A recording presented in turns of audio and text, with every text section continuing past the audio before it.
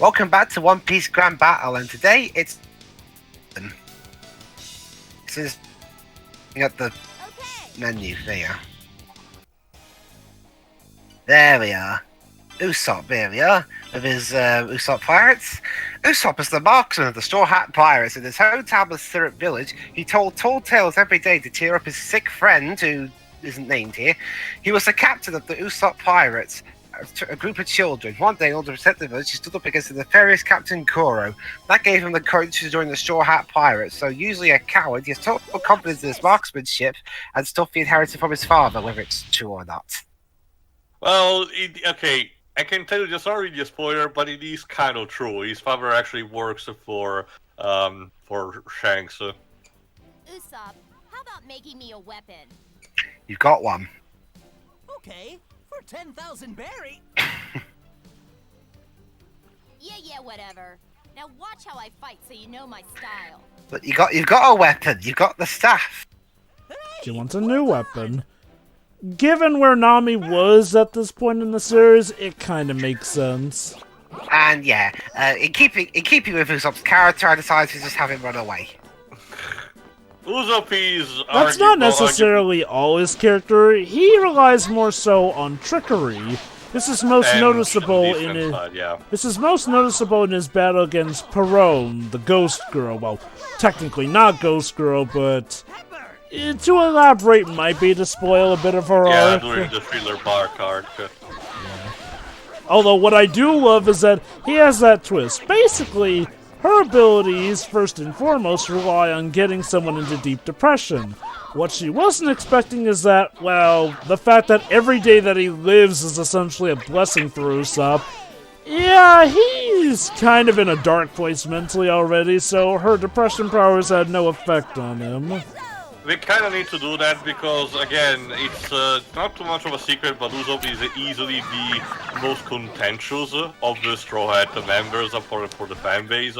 Mind you, it's not really that much, which says a lot of how high the bar is raised, but it is kind of present, and this came basically to a point during the arc of Enies Lobby, where there was an actual in-universe, argument, very strong argument between Usopp and Rufy, which led to a temporary division, and because they were tangled into the events that were happening, closely centered around Nico Robin, they were basically forced to still fight together, but, despite having a bit still of a grudge against each other, but as the event result, they had to, basically make amend.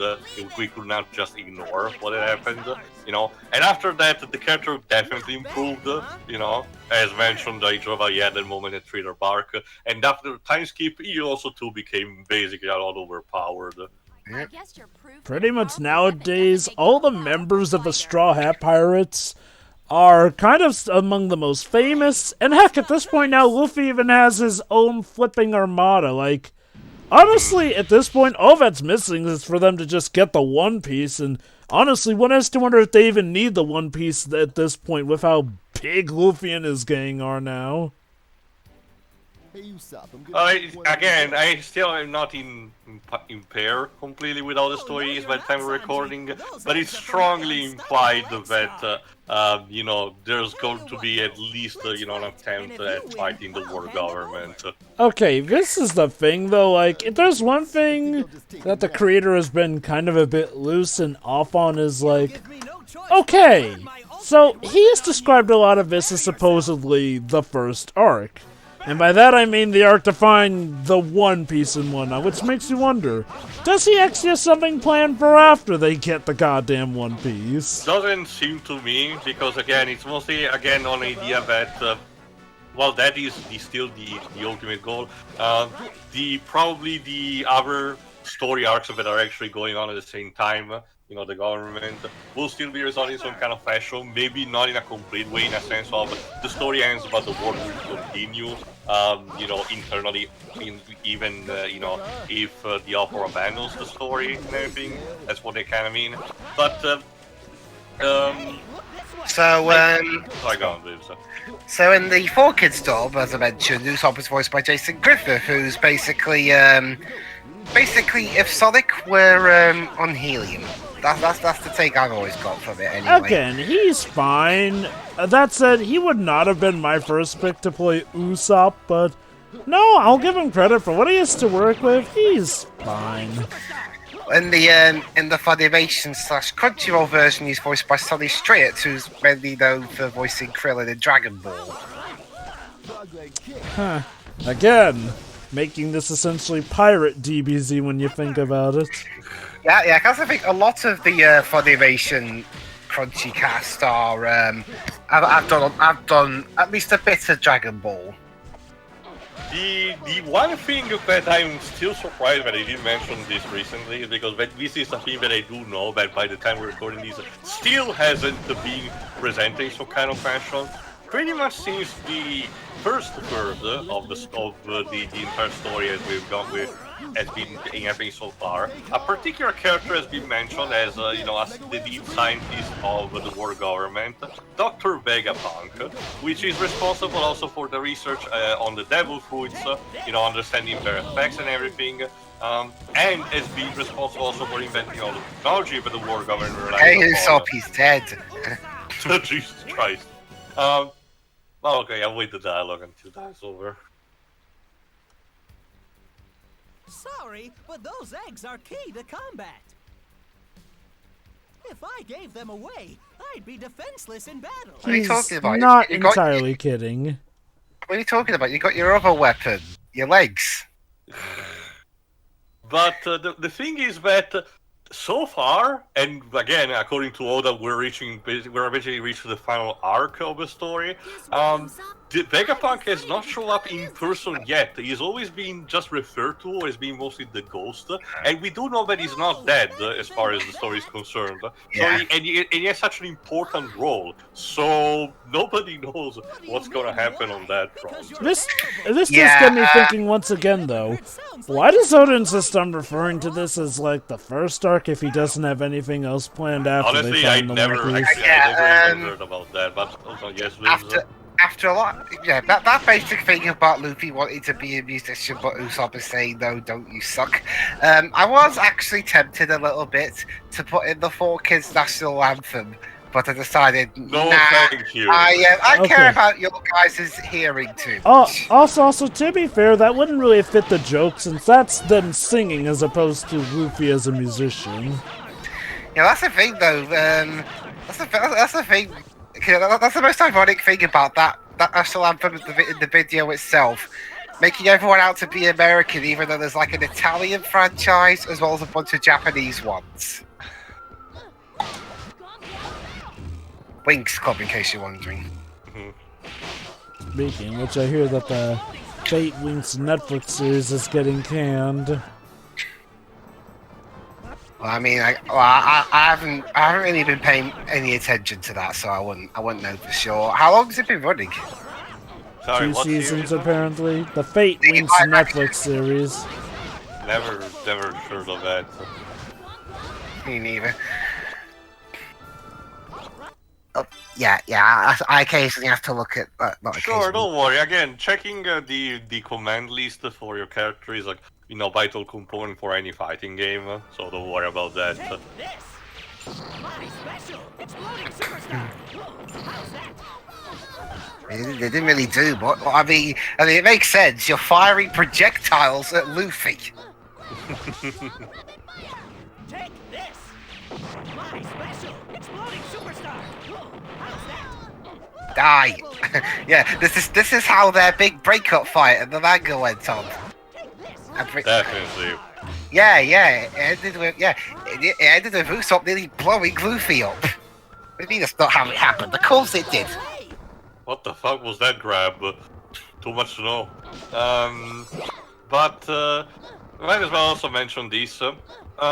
Compared to the other characters, Usopp's backstory, which again is one of those things that gets resolved basically as soon as he gets to be recruited, because it's part of the early arcs before the Grand Line properly opens up. It's definitely fine, but you can tell it's still on a kind of an early level. It's technically better than Zoro, because the characters in this case up until this point get to be a part of resolving that against the Captain Kuro, as it was mentioned in the narration. but compared to Nami, he's still relatively weak, and Usopp has better going for it, the fact that his power works for Rufy's mentor and protector, Shanks. There we are.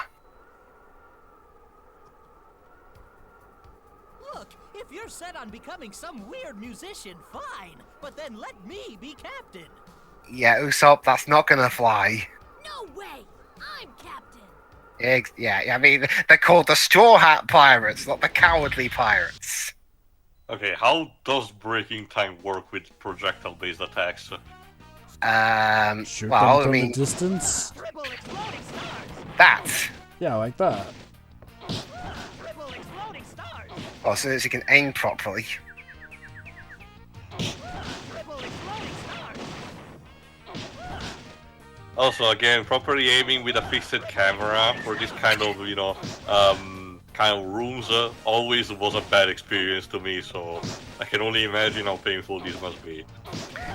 It's weird because it feels like there should be an overhead perspective. It would make things a lot easier to see. Like, it should be a Zelda-esque from... Yeah, that's from what I'm saying. the An top, overhead, an overhead perspective. Yeah. Oh, I can do it! I can do it! I can do it! Yes, I did it! With like with 1 second to spare.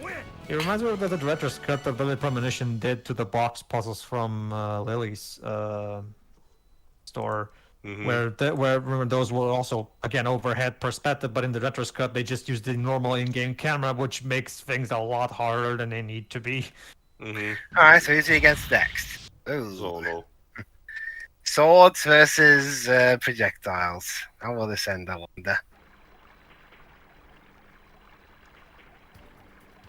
Is it true that in the Grand Line there are creatures just as strong as Arlong? You have no goddamn idea. That's right, and I can't wait for him. After all, you have to face the best to become the best. I don't know, Zolo. I don't think I'll make it in the Grand Line.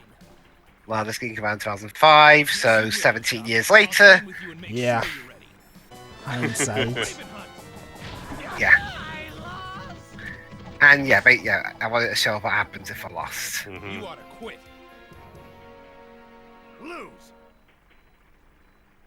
Don't worry, I have hearts left. Only 1 though. Yeah, I lost 4 times. Battle. Fight. Yeah, basically at this point I was like, okay, I gotta win, otherwise it'll take me a full month to do this playthrough. Take this! Yosaku. My special exploding superstar! And he missed all of them. And he missed all of them.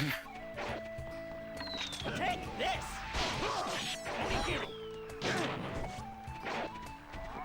Take this! Actually, I don't think we mentioned who was the composer for this.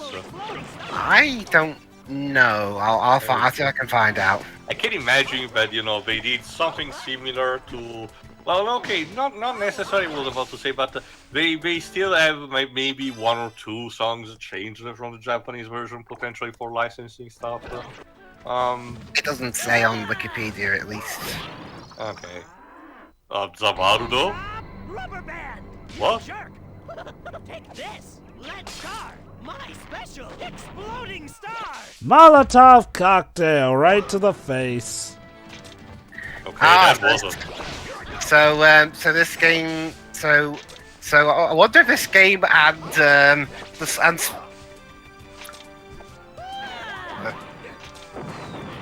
how the big that's how the first meeting between Spyro and Crash goes down. A Molotov cocktail fight. On board of walls, yes. Truly, the crossover everyone imagined as it would be. Absolutely.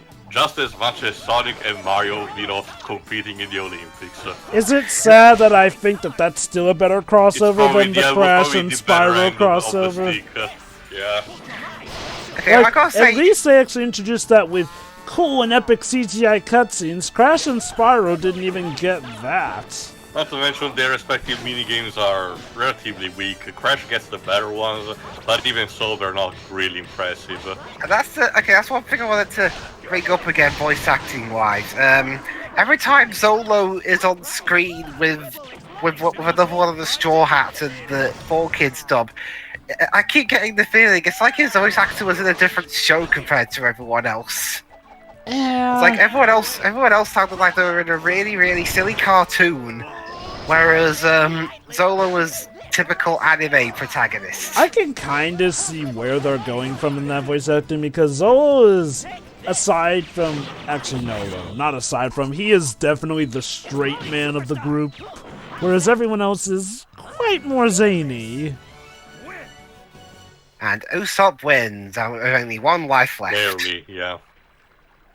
That's in character. I beat Zolo! This crew would be nothing without me! My Yeah, name's keep telling Zoro. yourself that, Zolo! I order you to call me Captain Usopp from here on out! But you're not. Not a chance. Yeah, mate. He only listens to Luffy. So I'm guessing his final boss, yeah, is Captain Kuro, of course. Apparently Dark Lord Shadow loves to play as this One of the character. biggest bastards I've ever seen. He is very sadistic. Kuro, I'm gonna beat you here and now! Sure, I may be the village liar, but that's the truth! You cannot be serious. Yeah, this was Someone fine such for as Kuro, I guess. yourself could never stop me. Kind of wish we got. Okay, did Funimation brought DC Douglas? I think he would have fit the role. No, I know that much. Alas, But yeah. For some reason, they never actually. They keep saying Usopp's friend, but they don't actually say Kaya by name. yeah, it's weird. I don't know. That'd be like if I was talking to Pedro and I said to him, "Oh, by the way, what do you make of our friend today?" Oh, I guess we would do something akin to.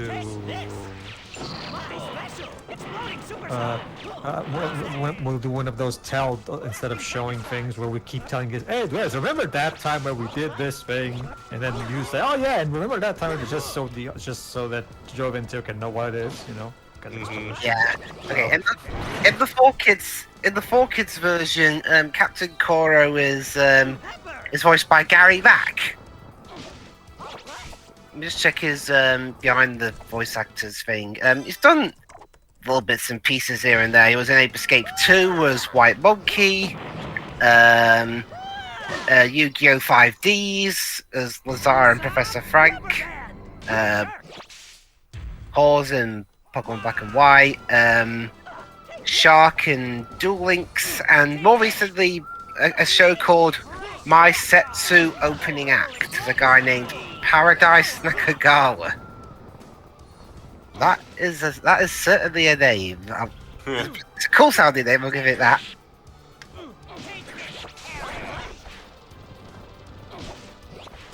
Come on, fight. You can do it, Dwibs. Yeah, I mean, I don't know why we're in a snowy castle instead of This is Chopper's, I- island. Yeah, I don't know why we're here.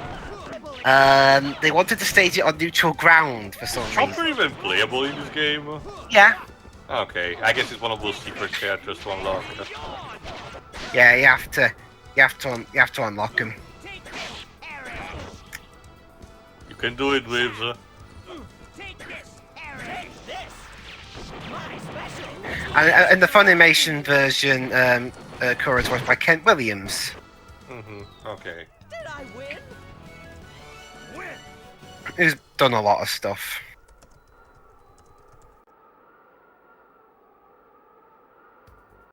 You guys fought with heart! You've made your captain very proud! I know this is kind of out of the blue, but I'm leaving you now. Again! To become a real pirate. You guys. Hang on, this didn't happen here, did it? I've always wanted to manage my own tavern. I want to become a master carpenter. I'd like to be a writer. Well, as long as you never give up, all that's possible. Nice, I guess. So get to it. As of now, the Usopp pirate crew is officially disbanded. I wonder if they just took those lines from the... Probably. I did it! Behold the power of Captain Usopp! Please don't do that. Hey. Yeah, okay, is mugging really his thing? Kinda, yeah. I thought that'd be more Sanji's thing, considering you're like A showing lot up. of characters No. do Dwibs. Dwibs, everyone does it. Nico Robin used to not do it, but as of a relatively recent arc, in even general, she does tends it to now. be more. Yeah, she has her moments, but she tries to be the more laid back. So what's gonna be the next one, Dwibs? Like I said, once again, I've tried to keep surprised, and it's totally not because I keep forgetting who the next character is. Coolio. I Yeah. swear. Nice. See ya. See ya.